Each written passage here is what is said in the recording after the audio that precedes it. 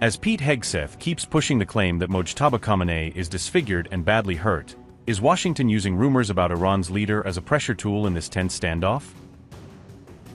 While those claims swirl, is Donald Trump quietly leaning on Pakistan's General Asim Munir to deliver him a face-saving Iran peace deal on the global stage?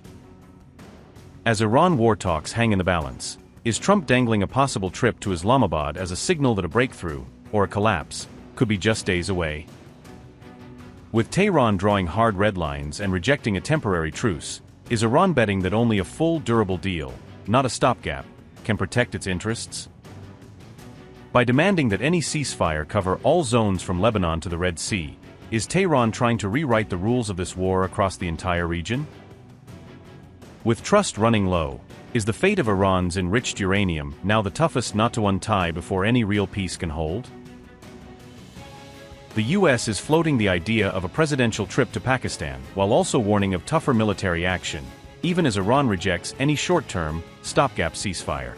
On April 16, Donald Trump said he may go to Islamabad if a U.S. Iran peace deal is signed there, openly tying a possible visit to the success of Pakistan-brokered talks. He praised Pakistan's mediators as having been so great, hinting that Islamabad's behind-the-scenes role in shuttling messages between Washington and Tehran is far deeper than publicly known.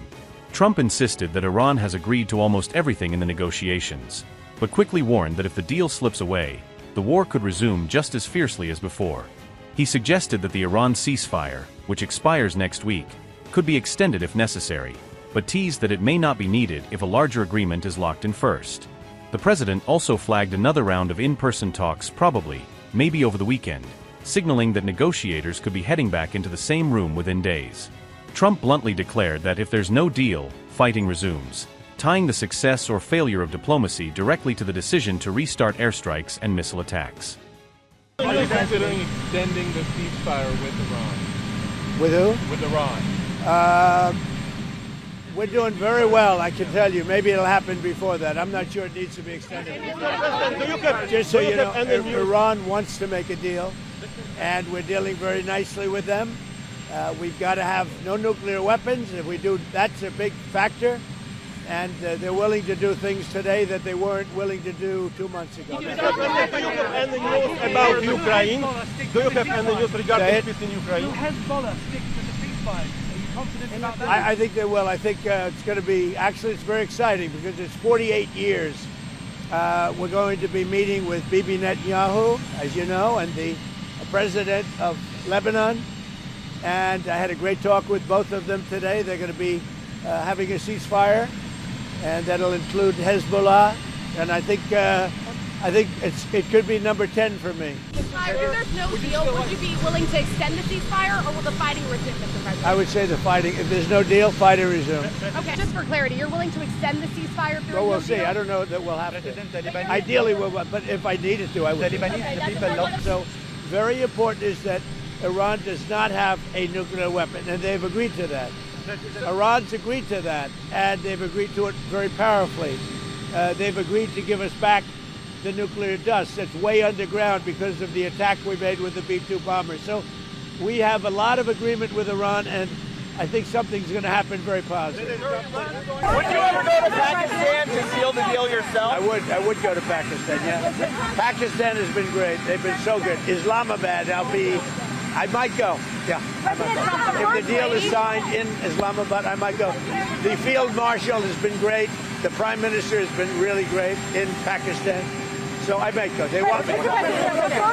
It's very exciting. With Lebanon, it's very exciting. I think we're going to have a deal. We're going to have a meeting, first time in 44 years. And Lebanon will be meeting with Israel, and they're probably going to do it at the White House. When do you think, President, when do you think they will? Over the next week or two. Or the next week, and do you think this agreement can reach? I do. I think without we're gonna, Hezbollah I think we will have an agreement between Lebanon, and they're going to take care of Hezbollah. But they're going to be working on Hezbollah right now. But we'll have an agreement between Israel, very importanly, and Lebanon. Will you support our Lebanese army as well? I would. Hezbollah? Yeah. Iran's going to execute. Has Hezbollah agreed to the ceasefire? I mean, how do you even? They're all agreeing. It's a very nice little package for about a week, and we're not going to have lots of bombs dropping, and we're going to see if we can make peace between Lebanon, and Israel. The whole thing. So we just made a deal with Lebanon. As of 2 hours from now, we have a ceasefire with Israel and Lebanon, and that'll be great.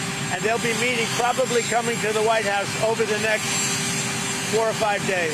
And that'll be the first time they've met in 44 years, which is pretty unneighborly when considering they're neighbors. But there's a really good chance that that'll work out with Lebanon and Israel. I met with, through the telephone, with the president of Lebanon, who's a really good guy, highly respected, and with Bibi. And I think there's a chance we'll be meeting right here in the not too distant.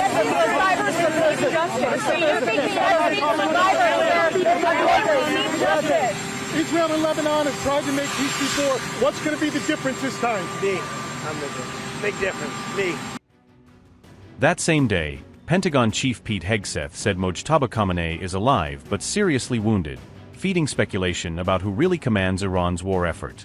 He described Iran's new supreme leader as disfigured, injecting fresh uncertainty into already fragile talks over whether Tehran's top decision-maker can fully engage in a peace process. Hegseth's remarks landed just as tensions over the Iran-U.S. ceasefire talks were rising, raising questions over whether this was intelligence disclosure or psychological pressure.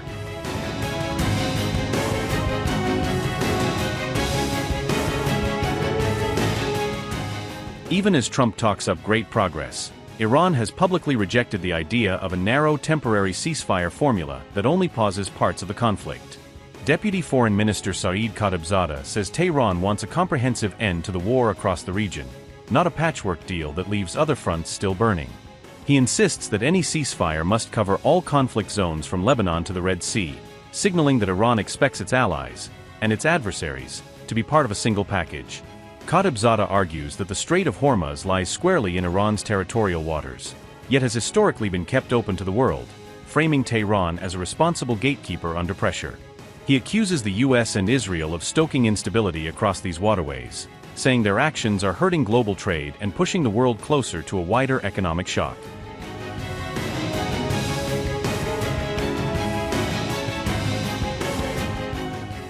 A potential breakthrough may be emerging in efforts to secure a peace agreement between the United States and Iran.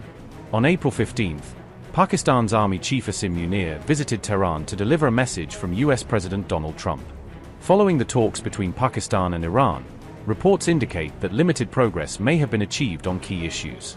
A senior Iranian official suggested that an extension of the ceasefire and a second round of negotiations with the U.S. appear likely.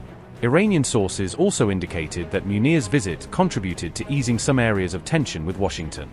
However, Iran's nuclear program and its stockpile of enriched uranium continue to remain major unresolved issues.